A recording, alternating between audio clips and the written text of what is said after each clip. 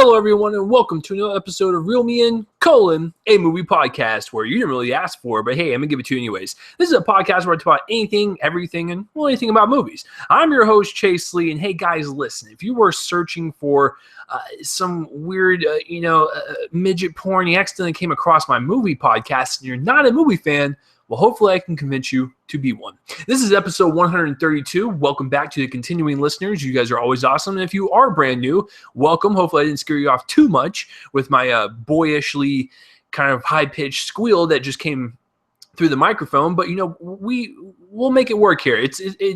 My balls will drop eventually, probably when I'm around 80. But, that's for a different topic for another day. So, this is episode 132. And if you are new to this podcast, what I do is I'll go over some movie news, some movie trailers that dropped, and I will have my review of movies that come out on the weekend that I'm recording. And then, of course, box office results for the weekend.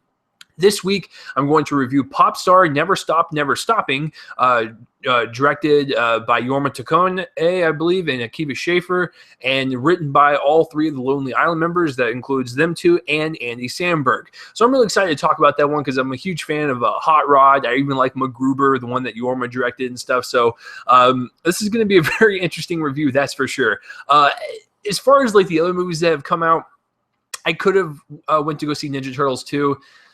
I don't want to waste my money on that. And I could have seen Me Before You and gave you guys a double movie, but I like romance movies, but I couldn't get myself to get out and go see that one either.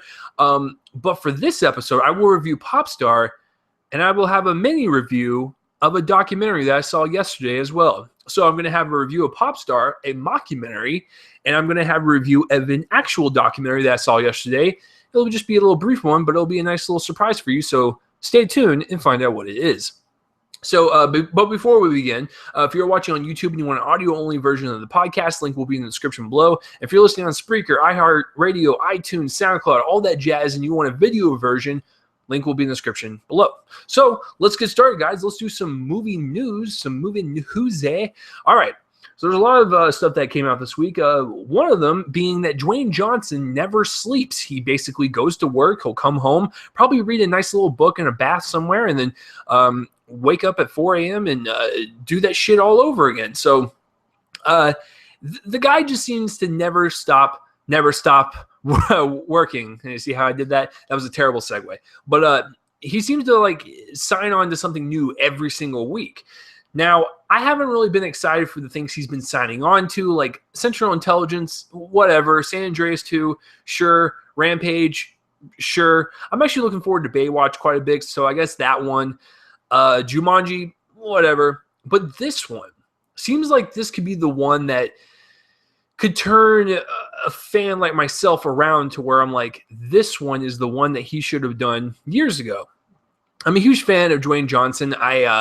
I really liked The Rundown. You guys remember that shit? That movie's so fucking old. Like, it's got Sean William Scott in it, and it's got some of the most like weird kind of martial arts, kung fu, like anti-gravity, like violence and action. And I found myself just like grinning ear to ear and just enjoying myself. Walking Tall, I actually kind of dig. And then Doom, I actually I like bits and pieces of that video game adaptation. So yeah, The Rock is, to me, he's very charismatic, and he can direct your attention to that screen, and you cannot look away. He is just that type of dude. And the movie he has signed on for this week, since he's been signing on one for every week for the past like 6 weeks, is Doc Savage. Now, I didn't know who this character was at first until I started looking him up, and I was like, holy shit, this could be something really, really special. It's going to be directed by Shane Black, who is the writer of Lethal Weapon. He did Kiss Kiss Bang Bang, and he just recently did The Nice Guys. So I'm a huge Shane Black fan. I like to see what he does and how he progresses his career. This Doc Savage thing could be something really, really awesome. And I pulled up his history, and I'm going to go ahead and read it out to you guys. Doc Savage was kind of like a pulpy, kind of like comic book character. It was on the radio and stuff, and it was like in the 30s and 40s, and the actual person's name is Clark Savage Jr., and according to the Wikipedia, he has no special powers, but was raised from birth by his father and other scientists to become one of the most perfect human beings in terms of strength, intelligence, and physical abilities. that to me sounds really awesome. And believe it or not, this actually predates Superman. And reading upon Doc Savage's history, Doc Savage was kind of like the precursor to Superman, and that's where Superman, or like the creators of Superman, kind of like got their idea from, is like this perfect human being that is just like is crafted and just he can't do any wrong. He has no flaws. He's just that perfect.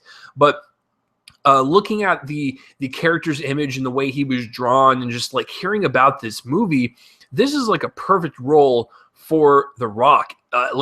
The Rock is a very intimidating dude. He's huge in stature, but he's also got that charisma and that charm and stuff. And I think that will bode very well for this Doc Savage character. So having him play this person I knew nothing about until like literally 30 minutes ago, I think it's a pretty damn good pick. And this is probably my most anticipated Rock movie out of all the ones he's been signing up for.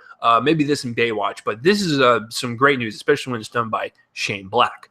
The next piece of news is that Jesse Eisenberg has revealed that he will be in Justice League Part 1. Yeah, no shit. Now listen, I've said this multiple times on this podcast. I really like Batman v Superman. I gave it like a B+. I have some problems with it. Or no, I gave it like a B. I have some problems with it, but overall, I still really like it. And we'll talk about one of the trailers here in a moment. But having Lex Luthor come back in Part 1 just makes sense, because this is a guy that's going to basically be the conductor of this orchestra that is, Darkseid and, the parademons and all that stuff. He's going to construct all this stuff and, unleash this hell upon the world. And having him come back, like I said, just makes total sense. And I don't.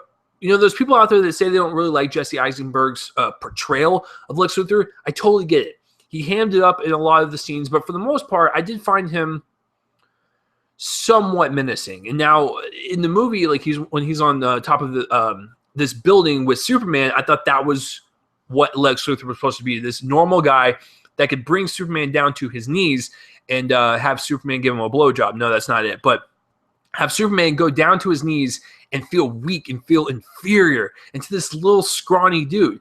That's what Lex Luthor is all about.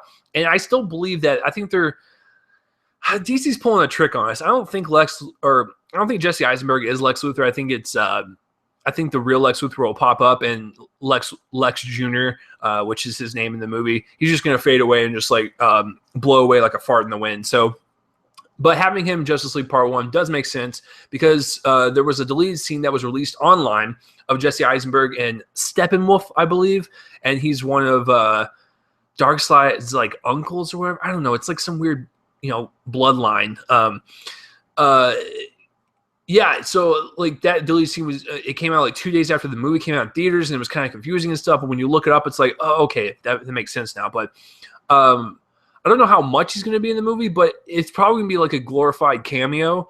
So yeah, this can be really interesting. Like, is he going to, like, he has to stay bald, right? And so like, when you see the commercials for Now You See Me Too, he's starting to grow his hair back. So what is he going to do? Shave it again? Like, have his hair be in that short, stubby face for the rest of his career? That's the biggest question of this news story. And the third piece of news is that Star Wars Rogue One is headed for reshoots. And sure, listen, you guys know that I'm not the biggest Star Wars fan, but I'm excited to see Rogue One. I like the trailer. I thought it had like a really gritty, intense war like feel to it. I really enjoy that. It's something completely different from like the family friendly Force Awakens. So I'm excited to see the difference. But the report is that they're going to do reshoots because they don't like 40% of the movie, and they're going to add more Vader and tone it down on the war stuff and make it more family friendly. When I hear stuff like this, I go, okay, this is normal. Reshoots are a normal thing. I think people are just freaking out because it's Star Wars, and they know that Disney cannot fuck this up, because when you spend $4 billion on a property, you kind of want to make it the best thing possible. I mean, do you blame Disney? If they saw a rough cut of the film and went, we could change some stuff, and like, this is a good cut, but let's make it better.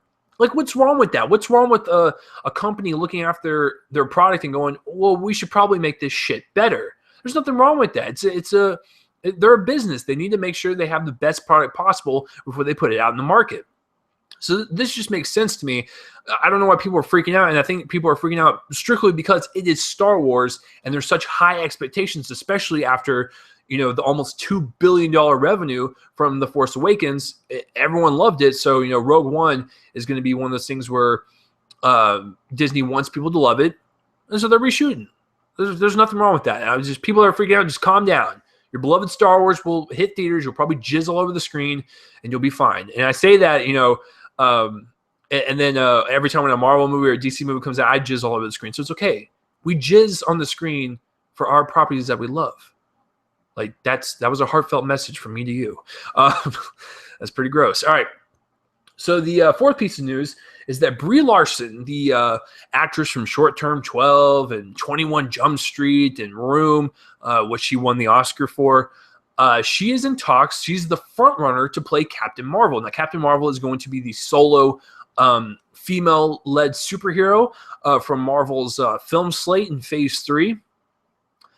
I am really interested to see how Brie Larson can take this in terms of like because she's been in nothing but like smaller films. Now, Room and Short Term 12 are super independent, and she was in 21 Jump Street, but that was like a small role. You are going to be leading a multi-million-dollar franchise now. Do I think she can do it? Absolutely. The woman is extremely talented. She's extremely gorgeous. Like she's the full package. I'm just wondering if she'll be able to feel like she can kick ass and feel like this strong ass superhero that's like equivalent to, you know, Superman's powers and stuff. From what I have read, I might be wrong. I'm wrong most of the time. I'm sure she can do it, and really, that's what the whole job of an actor's role to do is to fucking act and make us believe that they are this. I don't know if she's gonna bulk up or get a little bigger, but this is not a knock on her, and this is not meant to be sexist or anything. But Brie Larson's kind of tiny, and I just it's the same thing with Gal Gadot as Wonder Woman, which I will take back. I thought she was very good in Batman v Superman, but Brie Larson's a very tiny woman. I just don't know if like she's the right choice to portray Captain Marvel and make it feel like this really powerful presence. Now, if she is cast, I'm not going to complain about it because she's fucking awesome. And I think that whatever role she's given, she's going to give 110%. But just looking at this on the surface, if she gets this role, I hope she does kind of like, she doesn't have to like roid out or anything, but if she kind of like, you know, tones up and gets a little bit of muscle on her, she'll feel a little bit more powerful. Now, I realize why they're going for Brie Larson if this is true, because she's younger. You can get a lot of movies out of her, and she can last a very long time in this Marvel Cinematic Universe, which is fine. That's a total business move, and you got great talents, 2-for-1 deal. But Captain Marvel looks a little older in the comics, so I don't know how they're going to spin this. Is she going to be a younger version of this and whatnot? Is she just now starting out in her powers? Has she had her powers for a long time? I don't know how they're going to go about this. Because Brie Larson's not that old. I think she's around my age, I think. Like, I'm 26. I think she's like, 27 or 28? You know what? Since this is live, I'm going to do that just for you guys. I'm going to fucking pull that up because that's how we roll on this show. All right. Brie Larson. Gosh, it's attractive as all hell. All right, so she was born in 1989. She was literally born 3 months before me. So she is going to be 27 in a few months. So she is my age. And I have a boyishly, like, 12-year-old looking face right here. And I wouldn't be able to portray any type of, like, strong-ass superhero like a Captain Marvel or, like, a Superman or whatever. I just don't have the look for it. Brie Larson is a bit young. So I'm wondering how they're going to skew this character and stuff. But I do understand it as a business move because you can make her last for many, many movies and stuff without, you know, killing her off right off the bat. So if she is cast, I'm not going to complain. Just I really hope she works out wherever and gets a little bigger, you know, and look a little bit more threatening because, you know, when Thanos comes, he's going to tear some shit up and open some buttholes, and you don't want that shit to happen. You want to stop him before he opens up any butthole with his giant Thanos dildo dick or whatever the hell else he's going to penetrate the Avengers with, because that showdown's going to be fucking magical. All right. And the last piece of news, I might jizz over like, comic book stuff or whatever, but like nothing makes me more excited and makes my tent pop more in my pants than a Paul Thomas Anderson movie. Now, if you don't know who Paul Thomas Anderson is, he's done films such as the awesome Boogie Nights, Magnolia, There Will Be Blood, The Master, Inherent Vice. Dude's on a fucking roll. Like I've liked all of his movies ever since I saw Boogie Nights. He's just been a really strong presence in my film going experience life, and he's definitely one of my favorite American directors working today. Now, Paul's the type of person to where he doesn't do movies every single year. He takes breaks, and he takes like 2 or 3 year breaks, and he will kind of really sink his teeth into his next project before he just randomly jumps up to the next one. Because I got to be honest with you, like his films do terribly at the box office. They do, which is a shame because I pay for his movies. I like seeing them. Like, I remember when I saw The Master, there was like maybe 3 people in the audience, but I really enjoyed paying for it because it was a really great film, and I will support Paul Thomas Anderson because he has proven himself from time to time that he can make a fucking movie. So the news is, this makes me so excited. Daniel Day-Lewis and Paul Thomas Anderson are reteaming for a movie set in the 1950s in New York. I cannot fucking wait. Now, one of my friends, Martin Graham, he's the one that kind of got me on to Paul Thomas Anderson and stuff. So I know that when he heard about this news, he's probably passed out somewhere in California right now. So Martin, wake up, buddy. It's okay. We need to see this movie. I'm really excited to see this movie. I don't even care what it's about. I just like the sheer fact that Daniel Day-Lewis and Paul Thomas Anderson are re-teaming together after they did There Will Be Blood, which Daniel Day-Lewis won the Oscar for. Not only is Daniel Day-Lewis one of the best actors working, period, he's teaming up with one of the best directors working, period.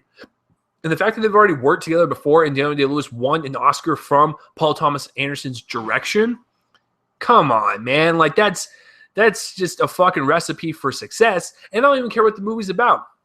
Listen, it could be about the birth of the porta potty. Like, Daniel Day-Lewis was the inventor of the porta potty, and we show the ups and downs of his family life, and it's just real hardcore, dramatic stuff. But if you have Paul Thomas Anderson directing, cool, I'm all down for it. I don't give a fuck if it is about the porta potty. I will fucking see this.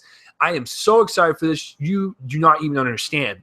There Will Be Blood is an intense, gritty look into like the psyche of this dude that's just, he wants more and more and more, and he's just greedy upon greedy upon greedy because it's set back in the day when oil was kind of coming up into the forefront or whatever, and Daniel Day-Lewis's character strikes gold with the oil or whatever, and he becomes basically the epitome of a greedy asshole. And I still contend to this day that There Will Be Blood is Paul Thomas Anderson's horror film.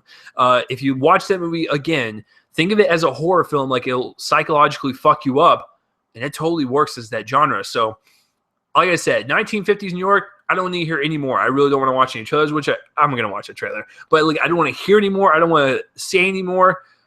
I'm going to watch this regardless. But I will have to review the trailer when it comes out for you guys. But this is one of those situations where like, literally nothing could come out. This story comes out, and then the movie comes out. I'm still going to go see it. I will be there opening weekend, hands down, because I love this team. I love Daniel Day-Lewis, and I love Paul Thomas Anderson even more. Like I said, my friend Martin, occasionally he listens to this show, and when he first heard about this story, I'm sure he had a heart attack somewhere. So, Martin, I'm coming for you, man. I'm gonna revive you because we got to see this awesome team up again. Like I said, I really got to thank Martin because he really got me into Paul Thomas Anderson even more, and he's one of my favorites. So, I always thank Martin for that. So thank you. That's it for the movie news, guys. What was your favorite news story? Comment in the place where on my face and let me know. Obviously, the Daniel Day-Lewis and Paul Thomas Anderson one is my favorite. Now, moving on to probably the most least anticipated fucking section of this show is the trailers. There was only 3 of them that came out. One of them is a movie that already came out. One of them looks like a stupid kid's film, and the other one looks like the most generic action film in the world. Okay, so let's do this. All right, So let's start with the good one first. And by good, I mean it's only good because it gets me hyped to see it, and there was a little bit of new footage in there. Batman v Superman: Dawn of Justice came out in March of this year, and the Blu-ray date and digital download date, the digital download date for the movie is supposed to happen like a few weeks, and the Blu-ray date is like July 13th or 19th, I forgot. But it's coming out very, very soon. I'm really excited to see this ultimate cut. It's rated R, it's 3 hours long, and it's supposed to have a lot of scenes in there that were missing from the film, because you could feel like there was like a hole missing from that movie of these scenes that were taken out. And that's why the editing was a little jarring in some places for me, because it would just jump from place to place and just go back to the original place, and it's like, what the fuck is happening? So I'm really looking forward to the ultimate cut, and they released a trailer for the ultimate cut. It gets me more excited to see it. Now, it shows a lot of footage from the movie and stuff, but it shows some new footage from like the scenes in Africa when they had the battle in the desert, and then some more scenes with Jenna Malone's character, and more scenes with Lois Lane and all that stuff. So I really liked what I saw in terms of the new scenes. I'm really looking forward to it. That's really all I can say, but this is Warner Brothers retconning, going, hey guys, listen, hey, this one's coming out, don't forget. So I'm going to be there opening day on that Tuesday, and I will buy the Blu-ray Ultimate Edition, R-rated 3-hour cut. I'm super stoked to see it, but this trailer just kind of reinforces that. It's a pretty damn good trailer, especially with the new footage added. The next trailer is probably one of the most generic action films I've seen in quite some time, in terms of just judging by the trailer, is Collide. Now, this stars Nicholas Hoult, Felicity Jones, Anthony Hopkins, and Ben Kingsley. Whoa, wait, Chase. This fucking cast is just blowing my mind right now. Don't worry, it blew my mind too, and then I realized that, oh, I blew my load prematurely. So this film, basically, Felicity Jones needs a kidney transplant. Nicholas Hoult has to go find the money for it, yada, yada, yada. Car flips up and down, and then Anthony Hopkins does some weird line. Ben Kingsley looks like a gangster from Spring Breakers. There was really nothing in the movie that just kind of like leapt off the screen and was like, come watch me. And I was like, I think I'll pass on you, buddy. So it just doesn't look like it's intriguing. It doesn't look like it's adding anything new to this genre. It just looks super generic as all fuck, and I don't care about it. The action set pieces look cool, and the action in terms of the cars are pretty cool, but other than that, whatever. All right. But compared to this trailer, Collide looks like a fucking masterpiece. The last and final trailer that came out this week is called Monster Trucks. So you're probably thinking to yourself, you're probably scratching your nutsack, eating your Cheetos while watching or listening to this podcast. And if you're a woman, you don't have a ball sack, but you're scratching something and eating your Cheetos, and you're probably sitting there thinking, what the hell is Monster Trucks? Let me explain it to you. Monster Trucks is about this alien creature that comes to Earth, and he lives inside of a giant truck, and he makes it run. Like, he runs along with it as if he's like a goddamn turtle. And like, I don't even know. I'm so confused by this trailer. It looks laugh out loud, like stupid. Like, it looks like a really bad kids film. Like, these monsters are like inside these trucks, and like they're just flipping all over the mountains and shit. And it's like, what are we doing here, folks? Like, come on. Like, it just looks so idiotic and so stupid. I'm just like, what in the hell is going on? Like, I don't even know what to say, guys. If you want to watch this trailer, please do. Watch Monster Trucks and just realize that you're questioning your life choices and going, yeah, I can't believe Hollywood made this. Monster Trucks looks dumb. And that's it for the trailers this week, guys. What was your favorite trailer? Obviously, it was the Batman v Superman Dawn of Justice Ultimate Edition cut trailer by default, because the other two were garbage. But hey, that's just me, though. If you like Monster Trucks, please let me know down below, and tell me why. Please give me a strong-ass reason. So that's it for the trailers, guys. Now, the appetizers are out of the way. And so let's get into the meat. Let's get into the main course of this podcast, why you are fucking here in the first place. And that would be my review of Popstar Never Stop never stopping. Now, I saw this movie yesterday, and there was like 10 people in the theater, which kind of sucks for a comedy because I wish there was more to kind of be involved a little bit more. Because like with 10 people, when it's a comedy, like you'll hear you hear like the light chuckles like in the audience somewhere, but like if it's like a full theater, like it's constant laughter. You're like in the growth, the wave of this like laughter, and like you just feel a part of the whole experience and stuff. No, that was not the case yesterday, but I still enjoyed the hell out of this movie. You guys are going to be pretty shocked at the grade I'm going to give it, but I think it's totally justified. So let me explain. Let's get real and break this down. So let's start with the writing and directing.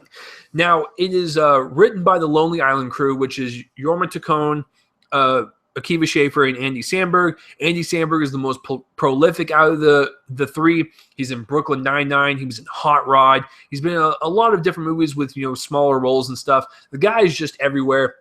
He started out on SNL with his, Lonely Island songs and digital shorts and whatnot. He's really, really funny, and I've been following him ever since I was in high school, because when I was in high school, I saw Jizz My Pants for the first time, and like I was with my friends in my friend's room, because apparently we were just pussy slayers and we were just getting women all the time. No, our lives sucked. We were watching YouTube videos the whole time. So we watched Jizz My Pants. And I was like, what the hell is this? But like, it was just so goddamn funny. I was like, oh my God, please tell me these guys have more songs. And then, I'm on a boat like a boss. And like all these songs are just like kind of iconic in this like comedy rap culture now. It's like, it's pretty amazing how they can still stand the test of time, even though they're like 10 years old. So I've been a huge fan of Samberg and stuff. And in 2007 was kind of like the Lonely Island's like first dip into the movie world after SNL. Akiva Schaffer directed Hot Rod.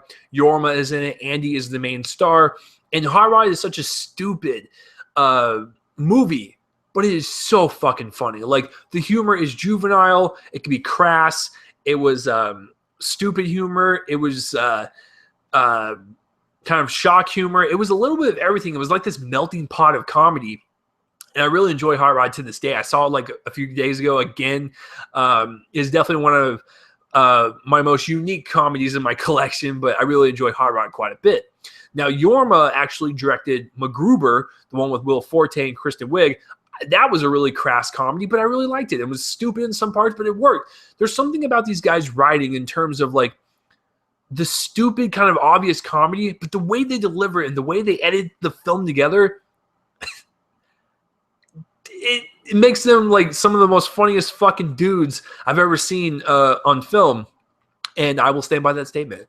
So MacGruber came out, all that stuff. Akiva did the watch. He did that by himself, no Andy or Jorma to help him. That was the one with Ben Stiller, Vince Vaughn, Jonah Hill, and Richard Ayoade, I think. That's how you say it. I didn't really care for the watch, and I was like, oh, Akiva, what are you doing, buddy? So when Popstar was coming out, Judd Apatow released a statement saying that he was going to produce a movie with the Lonely Island crew, and I was like, oh, God. What the hell is it going to be about? I'm a huge Judd Apatow fan. I'm a huge Lonely Island fan. I was like, this is going to be like a recipe for greatness. So Popstar comes out.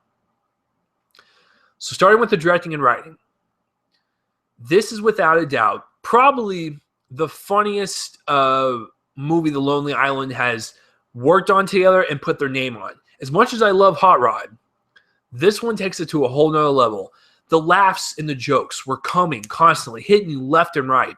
And besides maybe like 2 jokes, the whole hour and a half is a nonstop riot fest of this film crew following around this pop star called Connor For Real, and kind of just follows his journey as his career starts to crumble and whatnot. And it is one of the most hilarious mockumentaries I've ever seen. And like, it makes fun of Justin Bieber, because let's call it what it is. Andy Samberg is playing Justin Bieber, and it's a great satirical film on just pop culture and fame and celebrities and the music industry in general, and how it's, all this pop shit, and the music industry has lost its way a little bit. So it's a great satirical look at all that stuff. And I thought, as a mockumentary and as a comedy, this movie was delivered in spades. Like, I'm not even joking. Throughout the whole film, it's constructed so fluently. as a mockumentary, as a comedy, I was like, in my head, I was like, I'm giving this movie a high fucking grade. Like, it's nailing its genres and nailing what it's supposed to do twofold. Like, it was just amazing to kind of watch on screen as the movie progressed. And I was like, it's just getting better and better. It never really slowed down for me. It had a nice pace and rhythm to it. It was always firing at you with the jokes, whether it be raunchy or crass or crude or dry or stupid. Like, there was always something new with each joke in terms of how it was delivered and what the joke was, to where it felt even more fresh as the movie progressed. And I got to give full props to the Lonely Island crew. The writing in this is super sharp. It's witty. It's on point. And like I said, it's just a brilliant satire on the state of the music industry and pop celebrity culture in general. I could not believe I was laughing that hard. Like, there was a couple times where I was actually crying. It was just that fucking good. But like I said, some of the negatives in terms of the directing and writing, like I said, like 98% of the jokes work. There was like a couple that would like fly at me and be like, well, that didn't really hit me, but like, I'm enjoying myself, so I don't really give a fuck. But like, I still noticed I was like laughing. What? Okay, laughing type of deal. So besides maybe like a couple jokes, I was just like, I really am enjoying myself. And when I was leaving the theater, I was thinking to myself, I was trying to think of like one good, funny one-liner. There were so many, they were racing through my head. I was like, I don't remember the exact wording, but I remember that situation, and that was really funny and how they portrayed it and stuff. Like, there's a lot of great one-liners, kind of like in Hot Rod. Like, Hot Rod is like littered with one-liners. My name is Rod, and I like to party. Or like, you look very pretty. What'd you say? You look very shitty. Good night, Denise. There's just fucking great lines in Hot Rod. I can't really pinpoint on one specific line in Popstar, but every single moment of that movie I enjoyed hands down in terms of the way the jokes were delivered. I remember situations, and I could try to emulate the words, but the comedy was so fast, like my brain wasn't retaining. I was just enjoying the product that was in front of me and just kind of just laughing my ass off. So the directing and writing, that's that. Let's get into the acting. Andy Samberg. This fucking guy, he is too damn good at what he does. He's so good at comedy. It just kind of baffles me. Like, he looks like the type of dude that can just like tell jokes left and right and just like really fire them at you and keep a straight face. Like, he doesn't ever break character. And I have a feeling that he probably acted like Connor for real on set like the whole damn time and really did like method acting and stuff. So he was really great. Yorma was in this. You know, Yorma is always really funny. Akiva is also in it. He's always those three guys alone, like separately, are really great. But when they come together, like there's just like this awesome kinetic energy of greatness and comedy that just like throws up on screen, and you're just like, yeah, I fucking like that. All the cameos are great. I thought they got most of the people from the music industry, and I thought they were pretty funny in the way they delivered their lines very dryly and very seriously and stuff. So I do like the cameos quite a bit. Moving on to the cinematography, it is shot like a mockumentary, so it's going to have like a little bit of shaky cam, a bit of a documentary feel. I liked it quite a bit. It felt like I was following this real pop star along this journey or whatnot. So I did feel very immersed into the kind of like this mockumentary world and stuff. I thought the interview shots were really well set up and really very, very well lit. And just the way the mockumentary style goes with like the action of the comedy. And if it's, like I said, if it's like a slapstick joke or whatever, the camera moves along with it and stuff. And then it adds to the humor and whatnot. So the cinematography is really good, especially when it's shot in this style. So I really appreciated that. Editing-wise, it is an hour and a half long, and I was engaged. I was entertained. I was just so into this movie and just laughing my ass off. I was like, I wish this could go on for another hour. I guess if I had to do a minor nitpick, when some of the jokes didn't hit, it felt a little longer than it should, and it did kind of slow down, maybe just a hair like in the middle. But like I said, the jokes were coming at you left and right and so fast to where like I never really got bored. I just kind of noticed like kind of the stop a little bit, kind of like that screeching halt, and then like the light screen. Okay, now we're back on track. So overall, I thought it had a really great pace and rhythm. But if this is not your style of humor, you're gonna find this movie very boring. It's gonna drag for you. So there's that. But guys, overall, this was a movie set to satirize, and it does that. It is a mockumentary. It does that very well. And first and foremost, this is a comedy. I was laughing my ass off for the majority of the movie. This is the type of mockumentary, I will say that it is on the same level as like a This Is Spinal Tap. I think it's that good. It's a great mockumentary, great comedy, and a great satirical look on fame, pop culture, celebrities, and most importantly, our favorite Canadian, Justin Bieber. So the fact that it nailed in all of those aspects, I'm going super high with this one, guys. I'm going to give Popstar, Never Stop, Never Stopping, an A-. It is just that damn good, and I feel really weird for giving it this grade because I just gave X-Men Apocalypse last week the same fucking grade. But when you look at it, it's supposed to be a comedy mockumentary. That's all it's supposed to be. But it delivers it delivers it so well that it did its job. It delivered what it was supposed to go for, and it did it very, very well. That's why I'm going to give it a high grade, because it delivered what it was supposed to do. So, yeah. So have you seen Popstar, Never Stop, Never Stopping? Comment in the place over my face and let me know. And let me know what you thought of it, and if you liked it as much as I did, or if you disliked it as much as I did. Yeah, just let me know. But yeah, A- for me. I'm going high, guys. I'm going high. So, all right. So let's get into the box office results for the weekend. I have the numbers here.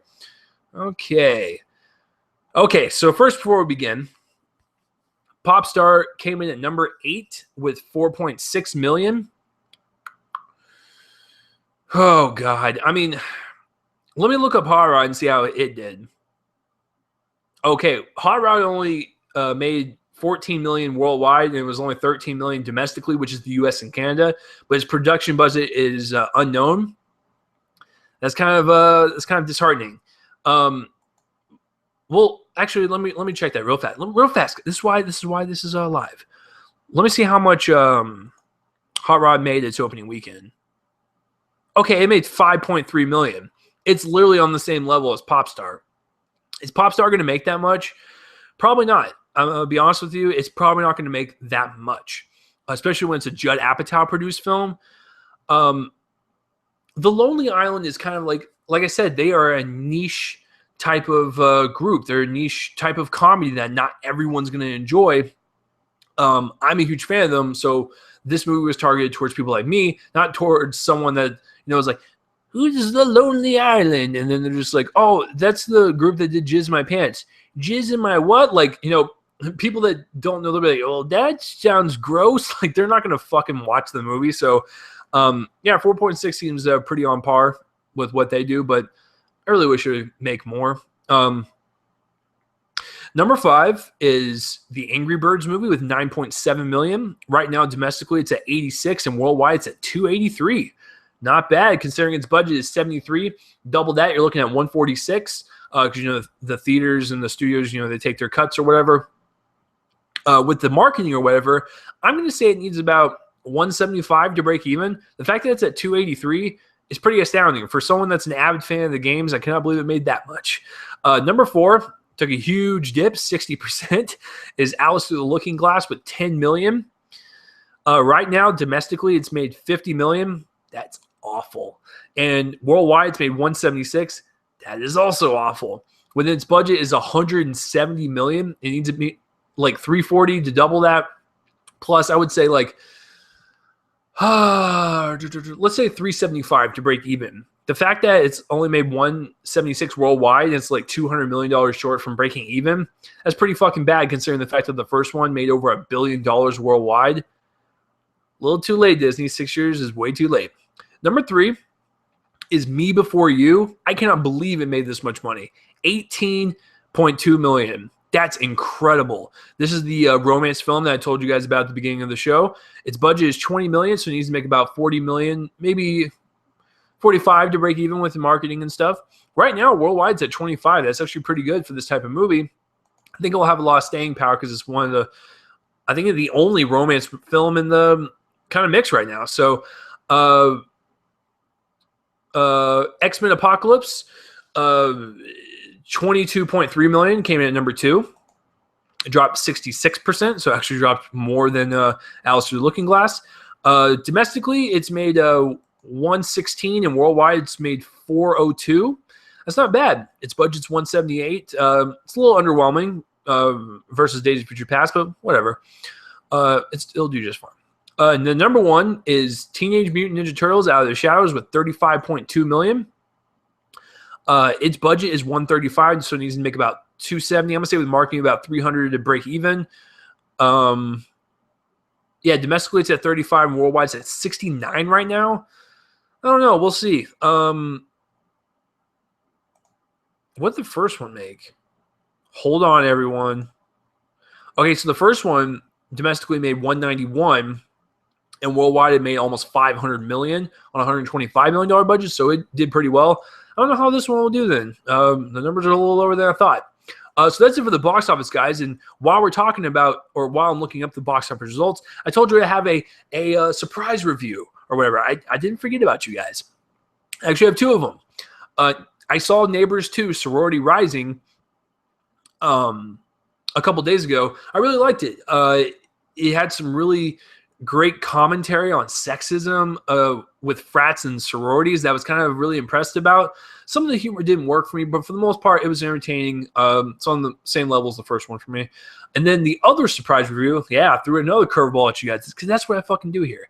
I saw Wiener, the documentary I was teasing about at the beginning of the show. I saw Wiener, which is the Anthony Weiner documentary, and it shows Anthony Weiner trying to be mayor for New York after his sexting scandal, and then he gets caught in the middle of another sexting scandal in the middle of his campaign. And it was just a really kind of complex look about this character who's a real life person. I don't know why he's a character, but like this person that has betrayed trust from his wife, and but he also seems like a politician that cares about issues and the people and stuff. And it was just kind of really disheartening to watch, but kind of you felt a little compassion towards him. It was just a really kind of interesting documentary and stuff. I would highly recommend it. And if you want a full review on it, my YouTube channel, it will be on there on Thursday. So that was the surprise documentary I was going to review for you guys, since it kind of ties into Popstar, because that is a mockumentary.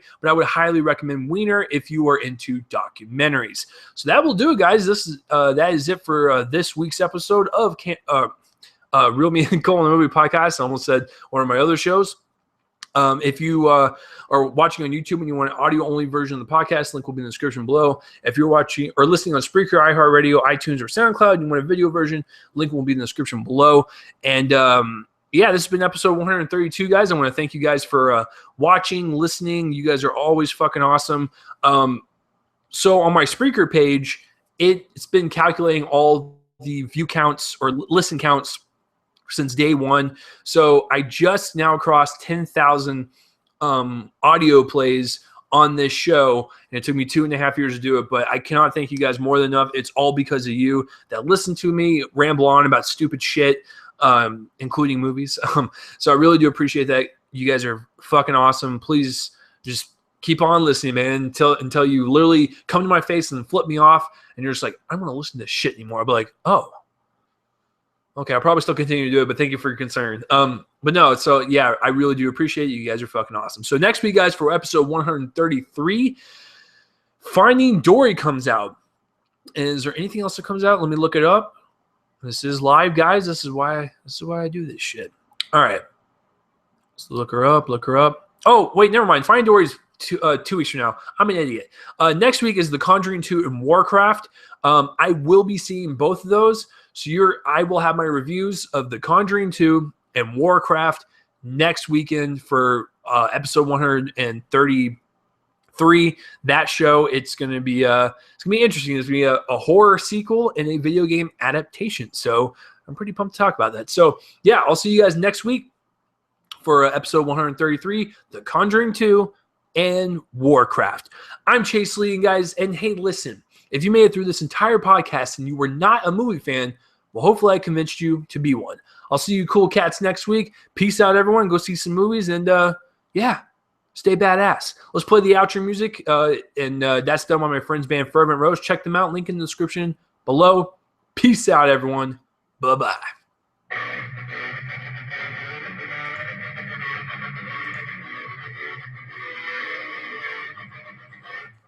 See you guys later.